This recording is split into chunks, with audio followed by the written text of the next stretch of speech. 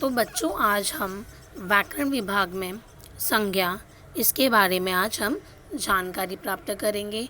तो आइए देखते हैं संज्ञा किसे कहते हैं। संज्ञा उस विकारी शब्द को कहते हैं जिससे किसी विशेष वस्तु, भाव और जीव के नाम का बोध हो, उसे संज्ञा कहते हैं। तो बच्चों संज्ञा किसे कहते हैं? जिसमें विशेष वस्तु का नाम हो, भाव हो, जीव का नाम हो। अगर उस चीज़ का बोध होता है हमें तो हम उसे क्या कहेंगे? संज्ञा कहते हैं। और दूसरे शब्दों में किसी प्राणी, वस्तु, स्थान, गुण या भाव के नाम को संज्ञा कहते हैं। अगर उस वाक्य में अगर आपको बोध हो कि वह प्राणी का नाम है, वस्तु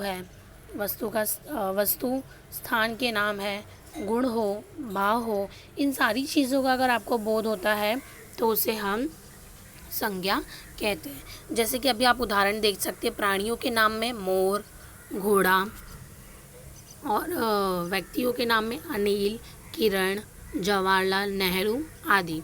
उसी के नीचे वहाँ पे दिया है आपको उदाहरण के तौर पे वस्तुओं के नाम में अनार, रेडियो, किताब, संदूक आदि। तो ये सारी चीज़ें हमारी क्या हो गई? वस्तुओं के नाम हो गए। स्थान के नाम कुतुब मीनार, नगर, भारत, मेरठ आदि। तो ये जो हमारी चीज़ें हो गई, ये क्या हो गई? स्थान के नाम हो गए। अब यहाँ पे भाव के नाम वीरता, बुढ़ापा, मिठास आदि। तो ये हमारा क्या हो गया? भाव के नाम हो गए। तो बच्चों जैसे आपने देखा कि संज्ञा किसे कहते हैं और उसी प्रकार आपको यहाँ पे उदाहरण दिए, जैसे प्राणियों के नाम उदाहरण दिए, व्यक्तियों के नाम दिए आपको, वस्तुओं के नाम, स्थान के नाम, भावों के नाम। तो अगर इन नामों का अगर आपको बोध होता है तो उसे हम संज्ञा कहते हैं। यहाँ वस्तु शब्द का प्रयोग व्यापक अर्थ में हुआ है, जो केवल वाणी और पदार्थ का वाचक नहीं वरन उनके धर्मों का भी सूचक है। तो बच्चों आपको यहाँ पे वस्तु के नाम का भी अगर बोध होता है तो उसे भी हम क्या कहेंगे? संज्ञा कहते हैं। साधारण अर्थ में वस्तु का प्रयोग इस अर्थ में नहीं होता, अतः वस्तु के अंतर्गत प्राणी, पदार्थ और धर्म आते हैं। इन्हीं के कारण पर संज्ञा के भेद किए गए। तो जैसे कि अभी बहुत सारी चीज़ें आती है इसमें, तो उसी के प्रकार वो लोग ने क्या किया है? संज्ञा का इसमें भेद किया है, अर्थात संज्ञा के उन्होंने प्रकार निकाले हैं, मतलब संज्ञा को उनमें उन्होंने डिवाइड किया है। तो बच्चों आपको देखा इसमें, अब आपने इसमें समझा कि किस प्रकार संज्ञा का अर्थ बताया गया है, किस प्रकार संज्ञा को समझाने का प्रयत्न किया गया है और दूसरे शब्दों में किस तरह उन्होंने कहा है। अनेक उदाहरणों के माध्यम से आपको संज्ञा यह स्पष्ट रूप से बताने का प्रयत्न किया है।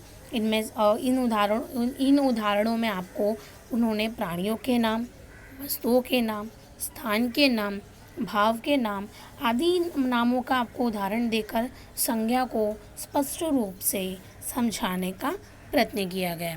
तो आइए अब हम संज्ञा के भेद देखते हैं। संज्ञा के भेद अर्थात प्रकार। तो इसमें संज्ञा के 5 भेद होते हैं। पहला व्यक्तिवाचक संज्ञा, दूसरा जातिवाचक संज्ञा, तीसरा भाववाचक संज्ञा, चौथा समूहवाचक संज्ञा, पांचवा द्रव्यवाचक संज्ञा। तो बच्चों आपने देखा कि किस प्रकार संज्ञा का यहाँ पे भेद दिए गए हैं। तो आपने देखा कि संज्ञा के 5 भेद है, देख लिया आपने। यहाँ पे देखो नंबर वाइज से अच्छे से लिखा है, तो आपको ये भी पढ़ना है और मैंने भी आपको बता दिया आपको।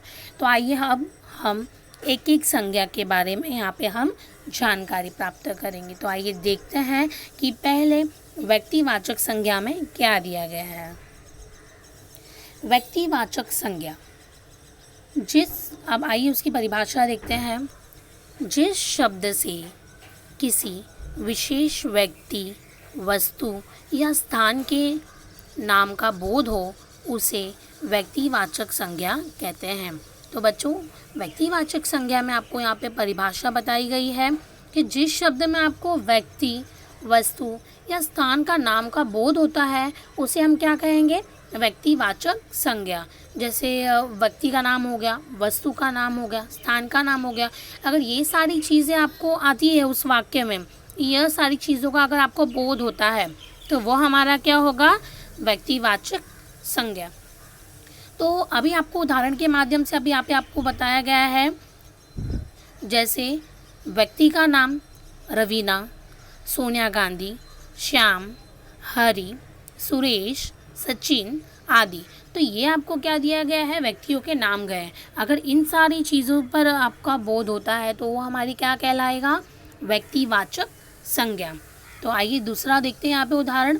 वस्तु का नाम कार, टाटा चाय, कुरान, गीता, रामायण आदि। तो ये सारी चीज़ हमारी क्या हो गई, वस्तुओं के नाम हो गए। अगर इन वस्तुओं के नाम को आपको बोध होता है तो हम उसे कहेंगे व्यक्तिवाचक संज्ञा। अभी वहाँ पे दिशाओं के नाम दिए गए हैं, उत्तर, पश्चिम, दक्षिण, पूर्व, देशों के नाम। तो बच्चों आपने दिशाओं के नाम देखा। अगर इन सारी चीज़ों का अगर आपको बोध होता है तो वो हमारा क्या कहलाएगा, व्यक्तिवाचक संज्ञा। अब आता है देशों के नाम, Bharat, Japan, America, Pakistan, Burma. तो देशों के नाम अगर आपको बोध होता है उन वाक्यों में तो वो हमारा क्या कहलाएगा, व्यक्तिवाचक संज्ञा। और उसी प्रकार राष्ट्रीय जातियों के नाम, भारतीय, रूसी, अमेरिकी। तो अगर इन सारी चीज़ों अगर राष्ट्रीय जातियों के नाम अगर इसका बोध होता है आपको तो वो हमारा क्या कहलाएगा, व्यक्तिवाचक संज्ञा। अब यहाँ पे नीचे दिया गया समुद्र के नाम, काला सागर, भूमध्य सागर, हिंद महासागर, प्रशांत महासागर। अगर ये सारी चीज़ें आती हैं तो वो हमारा क्या कहलाएगा, व्यक्तिवाचक संज्ञा। अब यहाँ पे नीचे दिया गया है नदियों के नाम, गंगा, ब्रह्मपुत्र, बोलगा, कृष्णा, कावेरी, सिंधु। तो ये सारी चीज़ें क्या कहलाएंगी हमारी, अगर नदियों के नाम आते हैं तो वो हमारा व्यक्तिवाचक संज्ञा कहलाएगा। तो बच्चों आपको समझा कि नदियों के नाम आने पर भी आपको व्यक्तिवाचक संज्ञा का बोध होता है। अब यहाँ पे पर्वतों के नाम, हिमालय, विंध्याचल, अलकनंदा, काराकोरम। तो ये सारी चीज़ें आएंगी तो हमारा क्या होगा, व्यक्तिवाचक संज्ञा। तो बच्चों आपको समझा कि किस प्रकार व्यक्तिवाचक संज्ञा आप पहचानने में आपको मदद होगी। तो पहले आपने देखा कि संज्ञा किसे कहते हैं, उसके बाद आपने ये देखा कि संज्ञा के कितने भेद। नहीं, पहले आपने देखा संज्ञा किसे कहते हैं, उसके बाद आपने देखा संज्ञा के भेद कितने। तो संज्ञा के भेद 5 है। उसके बाद आपने पहली हमारी संज्ञा है व्यक्तिवाचक संज्ञा, उसके बारे में आपने जानकारी प्राप्त की। तो किस प्रकार आपको व्यक्तिवाचक संज्ञा की परिभाषा बताकर अनेक उदाहरण देकर व्यक्तिवाचक संज्ञा समझाने का प्रयत्न किया गया है। तो बच्चों जैसे कि आपको उदाहरण के माध्यम से आपको व्यक्तिवाचक समझाया गया है, जैसे कि कुछ यहाँ पे व्यक्तियों का नाम दिया गया, कुछ वस्तुओं का नाम दिया गया, कुछ स्थानों का नाम दिया गया, कुछ दिशाओं के नाम दिए गए, कुछ देशों के नाम दिए गए, राष्ट्रीय जातियों के नाम दिए गए, समुद्र के नाम आपको बताए गए यहाँ पे, और फिर उसके बाद नदियों के नाम बताए गए, और उसी प्रकार पर्वतों के नाम बताए गए।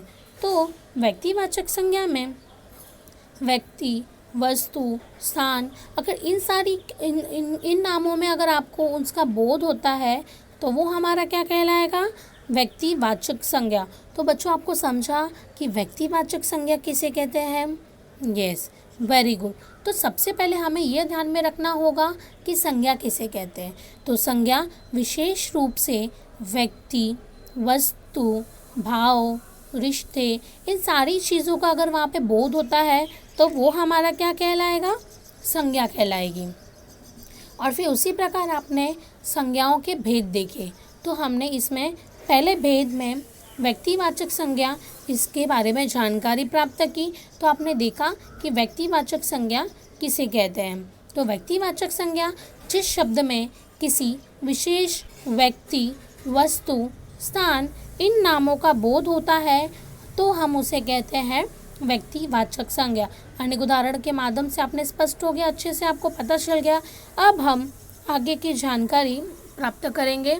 तो अभी आपको जितनी भी जानकारी मिली है कि संज्ञा किसे कहते हैं, व्यक्तिवाचक संज्ञा क्या है, आपको वो अच्छे से याद करना है ताकि आपको आने वाले संज्ञा के भेदों में आपको जानने में आसानी हो।